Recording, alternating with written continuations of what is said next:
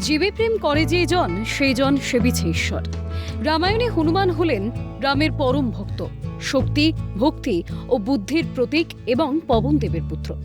তিনি সীতাকে খুঁজতে লঙ্কায় যান ও গন্ধমাদন পর্বত থেকে সঞ্জীবন বুটি এনে লক্ষ্মণের প্রাণ বাঁচান। আর এদিকে প্রলয় চক্রবর্তী বলে জনৈক এক ব্যক্তি প্রাণ বাঁচালেন পবনপুত্রের। সম্প্রতি মুর্শিদাবাদে অসুস্থ অবস্থায় পড়ে কাতরাচ্ছিল। কোনোভাবে বৈদ্যুতিক শক খেয়ে পড়েছিল হনুমানটি। নজরে আসে প্রলয় চক্রবর্তীর। তিনি হনুমানটিকে উদ্ধার করে মুর্শিদাবাদ পশু হাসপাতালে নিয়ে যান। ইচ্ছাগঞ্জে প্রাথমিক চিকিৎসা করা হয়, 2টি ইঞ্জেকশন দেওয়া হয়, ওষুধ দেওয়া হয় হনুমানটিকে। এরপর তাকে সুস্থ করে মুর্শিদাবাদ বন দফতরের অফিসে নিয়ে আসেন প্রলয় চক্রবর্তী।